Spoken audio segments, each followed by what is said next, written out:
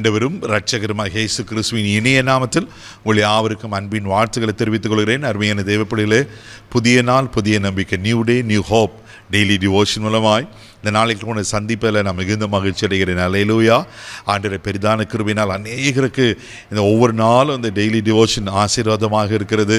அநேக சாட்சிகளை கர்த்தர் எழுப்புகிறார். உண்மையாகவே ஆண்டவருக்கு நன்றி சொல்கிறார். தொடர்ந்து எனக்காக ஜெபித்துக் கொள்ளுங்கள், ஊழியங்களுக்காக ஜெபித்துக் கொள்ளுங்கள்.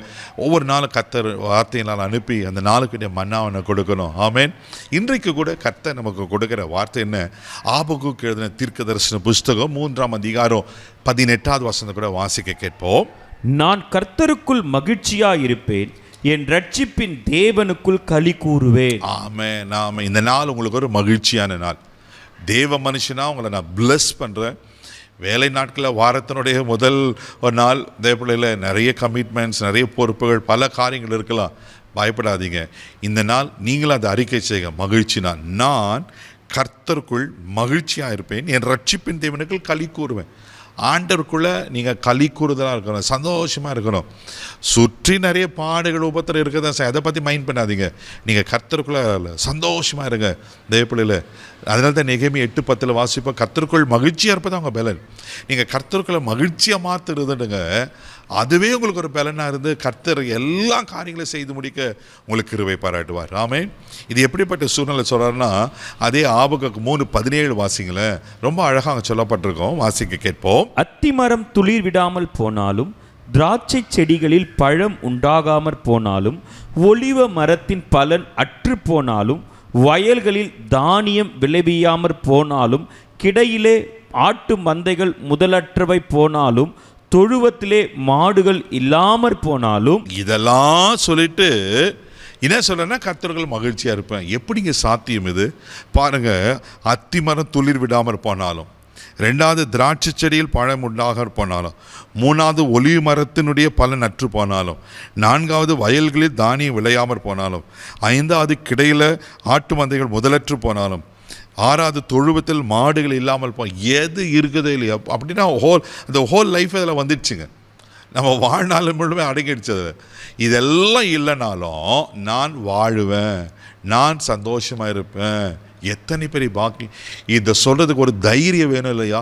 எப்படி இல்லை, இங்கே தீர்க்கதரிசி சொல்கிறாரு, இதெல்லாம் இல்லைனாலும் நான் கர்த்தருக்குள் மகிழ்ச்சியாக இருப்பேன். தேவப்பிள்ளையில் இன்றைக்கு ஆண்டவர் உங்களை பார்த்து அதுதான் சொல்கிறாரு. இது இல்லை, அது இல்லை, அப்படி இல்லை, இல்லைன்னு குறையாக வச்சுக்காதீங்க. இன்றைக்கி ஜீவனை கொடுத்துருக்கிறார், இந்த நாளை கொடுத்துருக்கிறார், என்னை நடத்துவார். ஆமென். நான் கர்த்தருக்குள்ள சந்தோஷமாக இருக்கேன், தெய்வ பிரசன்னத்தில் இருப்பேன். அவரை என் வாழ்க்கையில் ஒவ்வொரு நாளும் அனுபவித்து கொண்டிருப்பேன். அவர் என் தேவைகளெல்லாம் பார்த்துக்கொள்வார். இந்த ஒரு ஸ்டேட்டஸ்க்கு நீங்கள் வந்துட்டீங்கன்னா நிச்சயமாக சொல்லுவாங்க, வாழ்க்கை அவ்வளோ ஆசீர்வாதமாக இன்பமாக இருக்கும். ஹல்லேலூயா. அதே 19வது வசனத்தை வாசிக்கும்போது இப்படியா சொல்லுகிறார், வாசிக்க கேட்போம். ஆண்டவராகிய கர்த்தர் என் பலன், அவர் என் கால்களை மான்கள் கால்களை போலாக்கி உயரமான ஸ்தலங்களில் என்னை நடக்க பண்ணுவார். பாருங்க, இதெல்லாம் எனக்கு இல்லை, ஆனால் நான் கர்த்தருக்குள்ள மகிழ்ச்சியாக இருப்பேன். ஒரு விசுவாச அறிக்கை, ஆண்டவராகிய கர்த்தர் என் பலன், அவர் என் கால்களை மான் கால்களை போலாக்கி உயரமான ஸ்தலங்கள் நடக்க பண்ணுவார். அல்லேலூயா. இதுதாங்க உண்மை, இதுதான் சத்தியம். இதை நம்புங்க தேவ பிள்ளைகளை. எது இருக்கிறதோ இல்லையோ அவருக்குள்ளே நீங்கள் மகிழ்ச்சியாக இருந்த அந்த பலனை பெற்றுக்கொள்ளும் போது அவர் உங்களை உயரமான ஸ்தலங்கள் நடக்க பண்ணுவார். உங்கள் கால்களை மான் கால்களை போல ஆக்குவார். எத்தனை பிரச்சனை வந்தாலும், எத்தனை அவன் சிங்கம் காட்டுக்கு ராஜா தான், பெரிய பயங்கர பலசாலி தான். சில நேரத்தில் மான்களை துரத்தும் போது அந்த மான்களோட வேகத்துக்கு அது ஈடு கொடுக்க முடியாது. அந்த மான்கள் போய் புதரில் அப்படியே மறைஞ்சிடும், சிங்கம் ஏமாந்து போயிடுமா. கர்த்தர் உங்களை மான் கால்களை போலாக்கி உயரமான ஸ்தலங்கள் நடக்க பண்ணுவார். அப்படின்னா நிச்சயமாக உங்களை ஆசீர்வதிப்பார். நீங்கள் கர்த்தருக்குள் மகிழ்ச்சியாக இருப்பீங்க. இந்த நாள் உங்களுக்கு ஒரு மகிழ்ச்சி நாள் என்று சொல்லி உங்களை பிளஸ் பண்ணுற நிச்சயமாக ஆண்டவர் உங்களை மகிழ்ச்சி அடைய செய்வார். ஒருவேளை என்னென்ன காரியத்தை துக்கப்பட்டீங்களோ, வேதனைப்பட்டீங்களோ, கர்த்தர் எல்லாவற்றையும் மாற்றி சந்தோஷம் அடைய செய்வார். கண்களை முடி நம்ம செபிக்கலாம். அன்பு தகப்பனே, மக நன்றி சொல்லி உங்க துதிக்கிறப்பா, ஸ்தோத்திரம். எங்கள் வாழ்க்கையில் எது இருக்குதோ இல்லையோ, ஆனால் நீங்கள் இருக்கிறீங்கப்பா. நாங்கள் உங்கள் பிரசனத்தில், உங்கள் சமூகத்தில் மகிழ்ச்சியாக இருந்து ஒவ்வொரு நாளும் உங்களுக்குள்ளே பலன் அடைந்து ஆண்டவரே உங்களை சார்ந்து கொள்கிறோம்ப்பா. இவர்களை உயர்ந்த அடைக்கலத்தில் வைக்கும்படியா, இவங்களை மேன்மைப்படுத்தி கனப்படுத்தி ஆசீர்வதிக்கும்படியா நான் ஜெபம் பண்ணுறேன்ப்பா.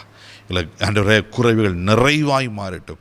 ஆசீர்வதியும். இந்த நாள் முழுத கரம் பிடித்து நடத்தும். உங்கள் தெய்வீக பாதுகாப்பு கொடுக்கிறேன். உங்கள் ஞானத்தால் நிரப்பி ஆசீர்வதியும். இயேசுவின் மூலம் ஜெபம் கேளும் பிதாவே, ஆமென். அவர் உங்கள் உயர்ந்த ஸ்தலங்கள் நடக்க பண்ணுவார். தைரியமாக போங்க. God bless you.